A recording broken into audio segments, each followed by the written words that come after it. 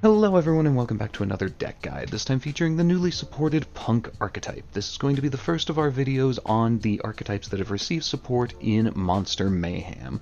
This one is, of course, my favorite deck, so we're going over it first, and this time we're doing a pure version just to kind of showcase what the new stuff is here to do.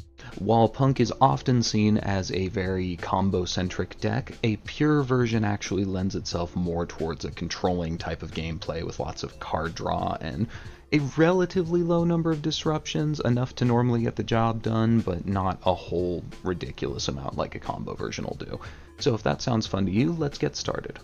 So first up is Amin, who is our searcher. So you normal summon Amin, you pay 600 at ignition speed to search any P.U.N.K monster from deck to hand. That may sound fairly innocuous, but we have a lot of extension tools in this archetype.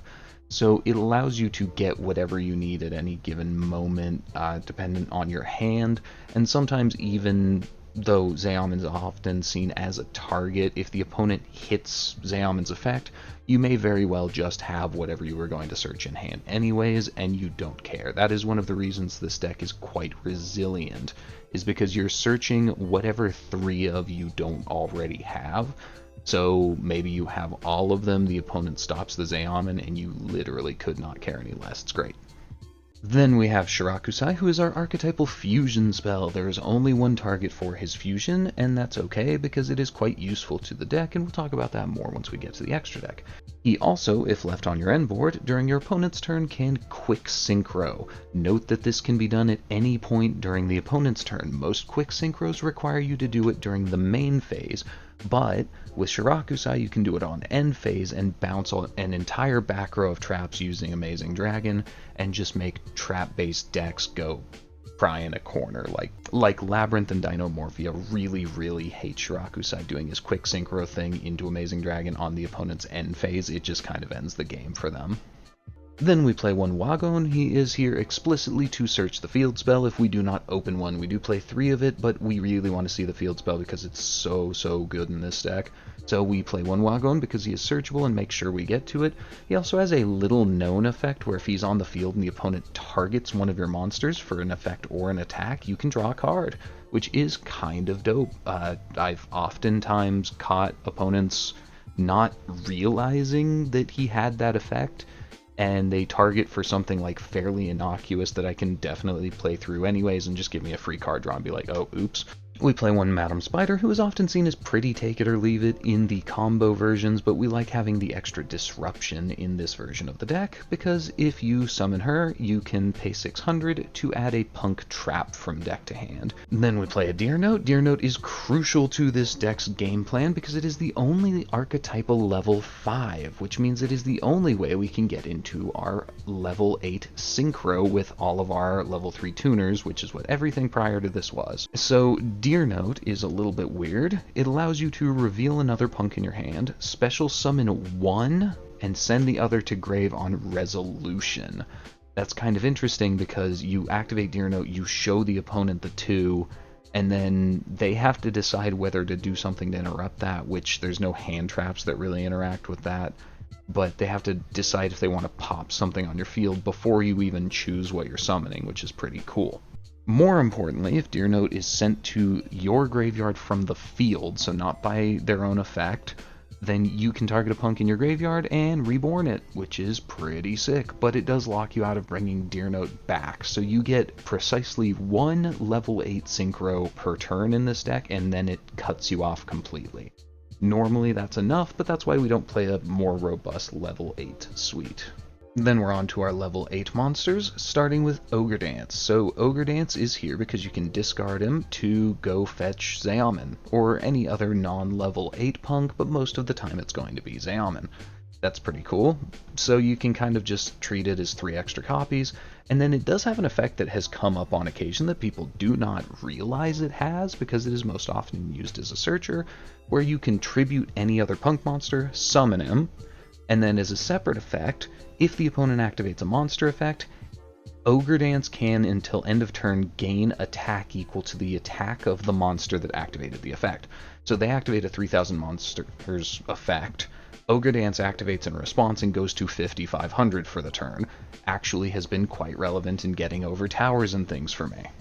Then we've got 3 Foxy Tunes. Foxy Tune can discard itself, and then on resolution, which is important, discard another card in hand to special summon a punk from the deck. Can't be a level 8, but any of your level 3s or your Deer Note work fine. It discarding on resolution means that if the opponent interrupts the Foxy Tune with an Ash or whatever, it's only a -1, it's never a 1 for 2, because you haven't discarded the second card yet, which is pretty cool. It also shares Ogre Dance's other ability to tribute over another punk and summon itself, less relevant with Foxy Tune because its combat ability is, instead of getting big if it destroys something in battle, you gain a bunch of life. Not nearly as good as becoming huge. Then we play 3 of the new card, No Punk Rising Scale. So Rising Scale is an absolute house of an extender and a very welcome addition to this deck. So as one of our level 8s, Rising Scale can banish another punk from hand or graveyard. Say if you use an Ogre Dance just to search your Zeomin, you can then banish the Ogre Dance from graveyard to summon Rising Scale. When Rising Scale is special summoned specifically, you can pay 600 life to take a punk from your deck or your graveyard, can't be one of your level 8s, and then either add it to hand or special summon it. So that means that if you, let's say you use Ogre Dance, get Zeomin, normal summon Zeomin, Zeomin gets interrupted, then you can use Rising Scale, banishing the Ogre Dance to summon itself, and then summon Shirakusai as well, to just keep going like that interruption never happened. It's just a really solid extender. And that's not even it, because if Rising Scale remains on the field during your opponent's turn, when your opponent activates an effect of a monster with 2500 or more attack, so more attack than the Rising Scale starts with, you can Book of Moon that monster. Once per turn, not the single strongest disruption in the world, but it is one that the opponent has to keep an eye on, because if you Book of Moon their boss monster and they didn't have anything to protect that, then they're kind of in a bad situation. Especially because after you do that, you can use Rising Scale as the material for Shirakusai's Quick Synchro. So that's kind of starting to be our end board here. Rising Scale summons back Shirakusai towards the end of your combo, and that's 2 disruptions in and of itself, regardless of anything else you've done in the turn, which is pretty cool. We play 1 of Psychic Tracker because it is searchable off of an extra deck monster, and if you have a level 3, you can special summon it. It is a level 3 non-tuner, which is very important because all of our level 3 monsters are tuners in this deck. So having a level 3 non-tuner that is searchable allows us to go into a level 6 synchro play, which is pretty nice to have access to. Then we play 3 of our field spells, so Extreme Session is a house, and I've actually seen people less focused on stopping my combo and more focused on stopping me from having Extreme Session in games before. Not normally a winning line, but it is pretty funny that they feel it's strong enough to justify that, because as a field spell, you play it, and then once per turn you can banish a punk from graveyard to summon one from hand. That's quite simple, but it also has the effect that if a psychic you control pays life to activate its effect, you can draw a card, and you can do that up to twice. So this is Pot of Greed / summon something from hand if it just sits on the field, and that can be backbreaking, especially in a controlling variant, because we play a pretty big suite of hand traps. So just drawing 2 extra cards as you're going through your 1 or 1.5 card combo to just fill up on more and more hand traps can just be good enough to end the game. As for our 1 of Trap, that's going to be Nashawari Surprise, so there are 2 options. There's Gabu and Surprise. So Gabu is a negate. It's kind of an imperm without the column bit that you can't play from hand, so, you know, worse negate. But it is still a negate anyways. Nashiwari Surprise allows you to target a set card your opponent controls, or if you have a punk on the field, you can target a face-up card and destroy it. So it's a destruction versus a negate, and I feel like right now, the destruction is quite a bit more relevant for destroying field spells and back row and things like that than just having the extra imperm. So we're playing Nashiwari instead of Gabu in this deck. Then we play 3 of Iteli. Iteli is a quick play that allows you to summon a level 3 Psychic from your deck, but banish it during the end phase. So Iteli is an extension tool. It's a starter because it can get you Zeoman, which is a starter, or it's an extension tool because if your Zeoman gets interrupted, you can grab Shirakusai and go into your fusion. It's just a hyper versatile extension tool that every Psychic deck that's focused on level 3s or below will want to be playing. Then we play 16 non-engine. Like I said, we play a bunch of different hand traps, specifically because we want to be drawing a variety of them off of Extreme Session and our other ways that we draw cards as well. We do main deck 3 Fuelos as our going second option, but then on top of that we play 1 of Ash Blossom, 1 of Ghost Bell, 1 of Ghost Ogre, 3 of Droll, because Droll is the best hand trap right now. Maybe you can make an argument for the Mulchies, but I still think Droll is the best right now.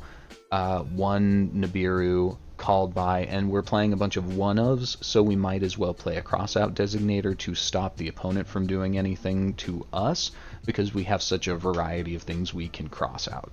Then we play a Droplet for going second, but it's also a way that we can leverage cards that we drew into extra disruptions on the opponent's turn. If you set Droplet, you can send extra cards you don't really need, like Mulch Armies, from hand to graveyard to negate things on the opponent's turn, which is pretty cool. It also just helps break boards if we end up going second. Same thing with Triple Tack. If the opponent interrupts our combo during our turn, Triple Tactics gives us a bunch of stuff we can do, draw 2 cards, or take 1 from the opponent.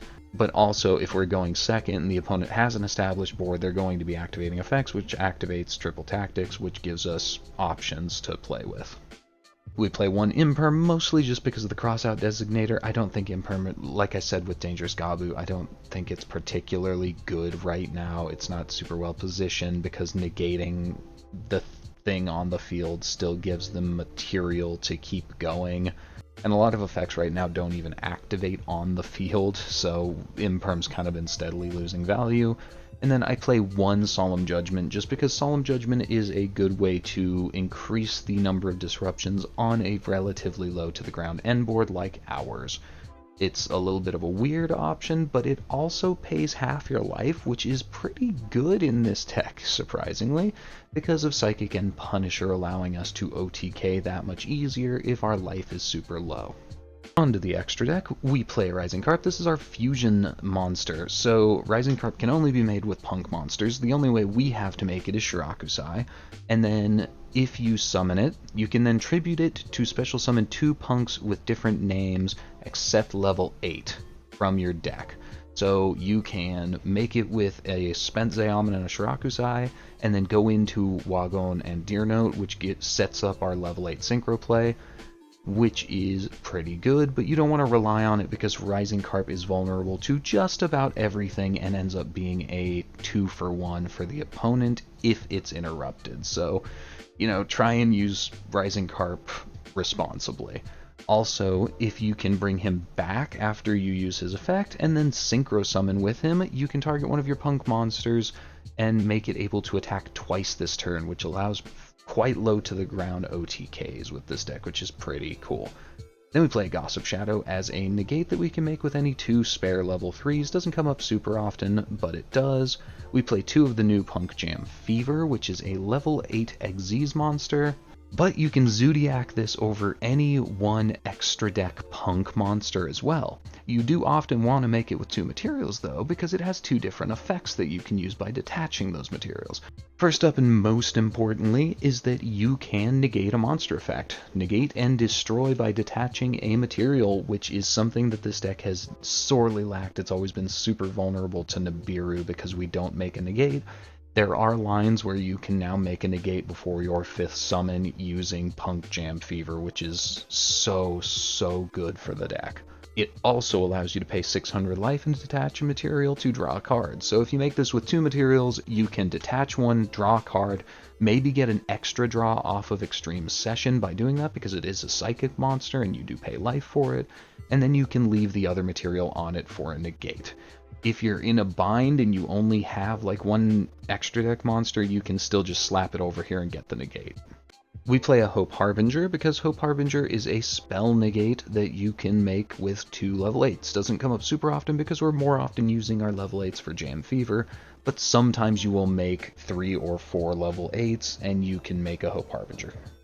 Then we play 1 level 6 Synchro in Stardust Charge Warrior. You can make this off of any of our tuners and our Psychic Tracker, and then you just draw a card when it's summoned, which is cool because we're using it as a stepping stone to then use another one of our level 3 tuners to go into Virtual World QB Shenshen, which banishes anything sent from field to graveyard while it's up.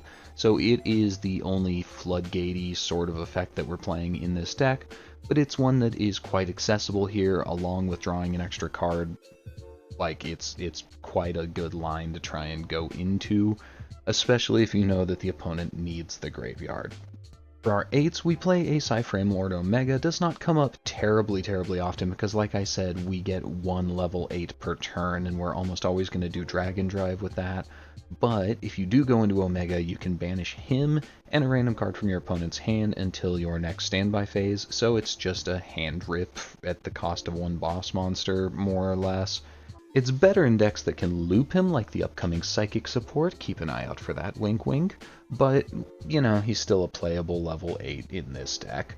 Then we play 2 of P.U.N.K Jam Dragon Drive. So this is probably the most important card in the entire extra deck, because when you make a P.U.N.K Jam Dragon Drive using a Psychic tuner and any non-tuner, you can pay 600 life to grab a level 3 Psychic from deck to hand or send it to grave. There's occasionally a time when you want to do that, but it's pretty rare. Normally you are grabbing it to hand. Note this is a level 3 Psychic, not a P.U.N.K level 3. That means we can grab either Psychic Tracker or Ghost Ogre and Snow Rabbit if we have everything we need and we just want the extra disruption. It's quite awesome. And then, once you use the P.U.N.K Jam Dragon Drive's effect, you can overlay it into a Jam Fever with 1 card or with another card, and then use it as material to draw a card or negate, and then when it's in the graveyard, if your opponent activates a card in response to your P.U.N.K card's activation, it reborns itself, and if that's on the opponent's turn, that triggers the first effect to search again. It's really good at grinding. That's kind of a thing with P.U.N.K, is attempts to disrupt them, and with them getting more cards in hand and more materials on board. That's one of the reasons it's a very sticky archetype, and one of the reasons I love them. Then we also play 2 of Ukiyo-e P.U.N.K Amazing Dragon. So Amazing Dragon is an 11 that has pretty generic requirements, so we can make it off of any of our 8s and any of our 3s. But when Synchro Summon, you can target cards your opponent controls up to the number of level 3 Psychics in the graveyard and return them to hand. So that means if you have 1, for example, you have just Zeoman, you get 1 bounce. But if you've managed to go through Zeoman, Shirakusai, Wagon, Madam Spider, Tracker, and Ghost Ogre, that's going to be 6 bounces. So you want to make sure that you're using this towards the end of combos and towards the end of the opponent's turn after you've used the rest of your resources to get the maximum number of bounces. This is the card that makes the deck very good going first against trap decks, because on end phase you can quick sync with Shirakusai and any level 8 into Amazing Dragon, bounce the entire board, and if the opponent does not have a way to stop that, the game pretty much ends on the spot. It also can target and reborn a P.U.N.K in your graveyard once per turn. Note that you can only use an effect of Amazing Dragon once per turn, so if you do the bounce you can't revive, if you do the revive you can't bounce. But it's nice to bounce on end phase and then revive on your turn and go for the kill. We play 1 of the new Jura the Cursed Thunder God as a level 11. Level 11s are quite easy to make in this deck, and while there are some weird options at it, they are quite powerful. So Jura, for his part, makes it so you regain 300 life anytime your opponent activates a card or effect, which is cool because we sometimes get quite low on life, and we can just recoup that against a deck we're afraid of burning us out. And then on the opponent's turn, you can also pay 1500 life, tribute this card to wipe out either the front row, so all of the opponent's monsters, or their face-up back row. So face-up back row is quite disappointing, but still just being able to wipe out the front row at quick effect speed on the opponent's turn is pretty good. We play one of the boys, Psychic and Punisher. So Punisher is an incredible tower. So as a level 11 that is completely generic, you can make it in a bunch of decks, but very few actually use it quite as well as us. Because while your life points are less than your opponent's, this card is unaffected by your opponent's activated effects. So full tower, full on protection, as long as you keep your life below theirs. Once per turn, in order to clear the way for him to blow up the opponent, you can pay 1000 life, target one monster you control, and any one card your opponent controls, banish both. So you can use extra resources you don't really need, say a normal summon Fuelos, and then banish it and anything you're afraid of on your opponent's turn, and they can't stop that effect because he's unaffected. And then lastly, at the start of each battle phase, he gains attack equal to the difference between your and your opponent's life points permanently. So if you're at 4000 with a Punisher on the field, and you end your first turn and go to the opponent's turn, they do all of their stuff, they can't touch the Punisher, they go to battle phase, Punisher gains that 4000 to go to 7500. They can't kill you in battle, so they pass the turn. Goes back to your turn, you go to battle, he gains another 4000, so he goes to a total of 11,500 at this point, and can probably just one-hit kill the opponent, so that he's never affected by anything during that time. Even better, you can clear the way by paying 1000 life, and he gains even more during that battle phase. He just is a constantly growing threat to the opponent.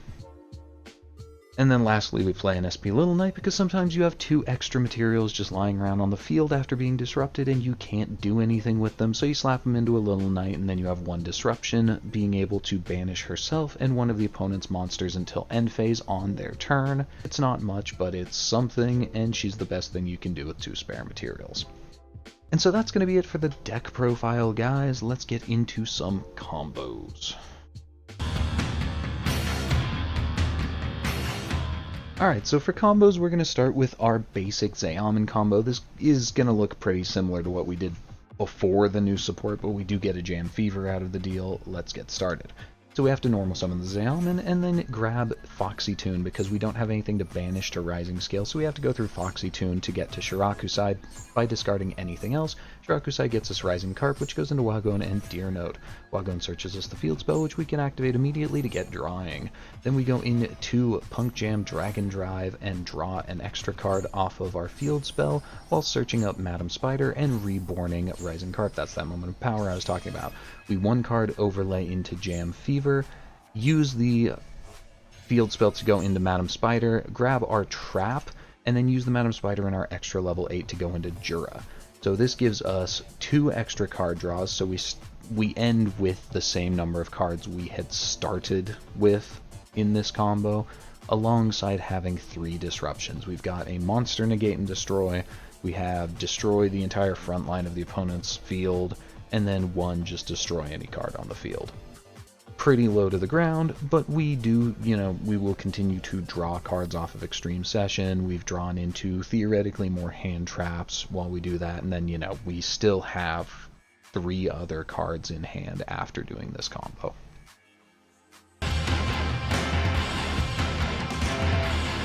Now we're going to do a combo that's quite a bit better and enabled by our new Rising Scale. This is going to just require Ogre Dance. We do not need to discard this time. So we discard the Ogre Dance, grab Amin, normal summon the Amin, and this time we're going to search Rising Scale. Rising Scale can banish the Ogre Dance in our graveyard to summon itself and bring Shirakusai along. So now we do the line from the previous combo, but we have an extra level 8 body on the field that can be used as a disruption. Grab our field spell, activate it, go into Punk Jam Dragon Drive, draw a card, search a card. We're going to search Ghost Ogre here instead of Madam Spider. You can, in theory, get the Madam Spider here, but I'm just showing you options. We can 1-card overlay into Punk Jam Fever again, And then we've got 4 total disruptions on this board instead of the 3 from the previous one, and we did not require a discard. So just quite a bit better as far as end boards go. It also just gives you extension and options and blah blah blah. Like Rising Scale's awesome. Just be aware that whereas Ogre Dance used to just be 3 copies of Zeomin, now it is a better starter than Zeomin is. Cool, cool.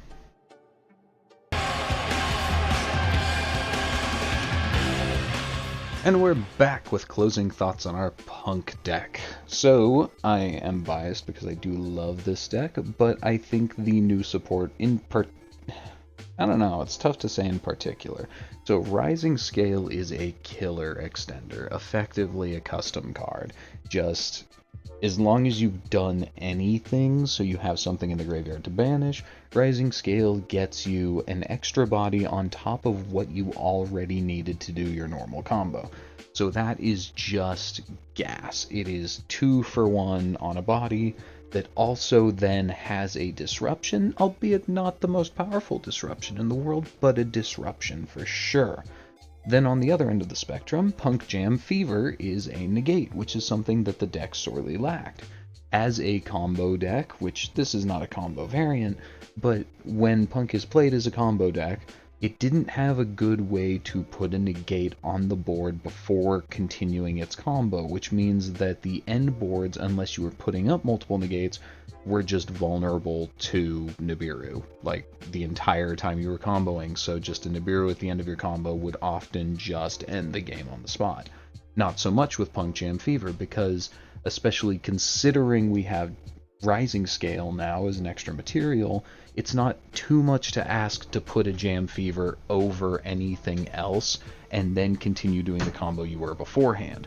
I've been playing this in my Punk Odeon deck. I love that deck. That's probably my favorite variant, and I still play it to this day. And you can just slap Jam Fever over one of your other Punk guys and then keep doing the normal combo with the early negate on board, which is so killer for any deck that can do that. That's one of the big reasons that Fiendsmith sees so much play, because the entire line just can end in a negate that protects whatever you're actually trying to do. Punk can just do that on its own now. As far as this pure version goes, it's pretty fun. I play it a lot on Master Duel because it is kind of a Swiss Army knife of being able to play through various interactions and having the interactions that are good against different decks. It has no one particular axis that it is trying to attack on, but it is really good at hitting from a bunch of different directions. That's kind of what control decks do anyways. Like, I'm going to draw extra cards, I'm going to have hand traps, I'm going to have some back row, and even if you can deal with one aspect of what I'm doing, can you deal with all of it? That's the whole idea. So it's perfectly good. I don't know if this is going to be the best version.